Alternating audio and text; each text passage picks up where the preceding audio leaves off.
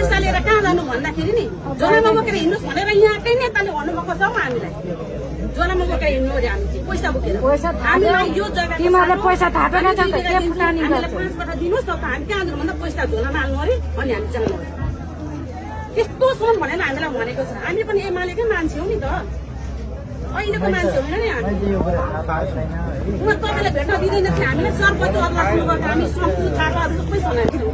उहाँ हेरिदिनुहोस् न प्लिज, जग्गा हेरिदिनुहोस् भन्दा पनि तपाईँका कार्यकर्ताहरू नि धेरै खराब छन्। हामी अहिले भनेको एमालेका मान्छे होइन, हामी अहिले बनेको एमालेको होइन। हामी त जन्मेदेखि नै भन्नु त्यस्तो मान्छेलाई हामीलाई यति रुवाएको छ कि माधव दाईहरूलाई त हामीले कति पछ्याएर हिँड्यौँ त हामीलाई नि थाहा छ। अहिले तपाईँले घरै पछि जानु कि यही दुखेको हुन्छ, सबैको यही दुखेको हुन्छ। किन तपाईँमा सुनाइ किन पुऱ्याइदिएन त? हामी संगठन समिति गरेर खडा गर्छौँ, अर्को उहाँले गरेर हाम्रो चाहिँ लानै दिनुहुन्न, रोकिदिनुहुन्छ। त्यस्तो गर्ने हो, त्यस्तो गर्ने हो, त्यस्तो गर्ने कति दुखेको छ हामीलाई। अर्को कुरा के हो भने अब उहाँले चाहिँ कहिले कमाएर खाना बाँधिदिनु के को दिनु नि गाडी आउने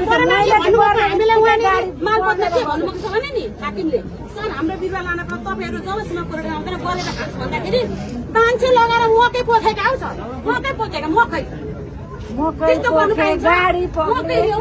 मकै पोखेका वस्तु छोड्देका आखिर हामीले नसकेर 1200 रुपियाँ किलोको मकै लिएर चलेर हामीले गर्न दिएको हो किन त मकै त्यस्तो गर्न पाइन्छ? हामीले काम दिन्छु भनेको छ। सल्लाह के भएको छ 3 महिना अगाडि हामीले जानकारी गराउन सरकारले अनि छोड्ने भनेको छ। यस सम्बन्धमा अस्ति चाहिँ माथि पनि कुरा गरेर अनि तपाईहरु संसदीय भेट्नु अन्त बच्चादेखि हामी एउटैमा थियौँ भने किन परिवर्तन हुन्थ्यो? मन दुखेर यति दुखेको छ नि हामीलाई, यति दुखेको छ। 2200 बिघाको तपाईहरुले सम्झिनु कि 22 अहिले नि विचार गर्नु न, यति मात्रै मान्छे म किन घरमा बस्छु? मेरो चित्त दुखेको छ नि त। म किन बस्छु?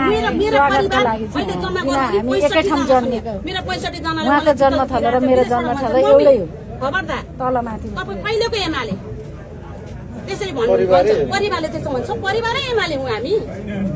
त्यस्तो चित्त दुखाएको छ हामीलाई। समान रूपले हेरिदिनु जनता, हामी झापाका मान्छे होइन नि, मेची महाकाली समान हेरिदिनुहोस् भन्ने लाग्छ हामीलाई। गोविन्द भाइ तपाईँसँग जहिले तपाईँ चाहिँ आउनुहुन्न, हामी कतिचोटि दाजुलाई कतिचोटि मैले गोविन्द भाइलाई भन्दाखेरि अस्तिको दिन बोलाएको तपाईँहरू आउनु भएन, सबै 500 जना भेला भएको छ।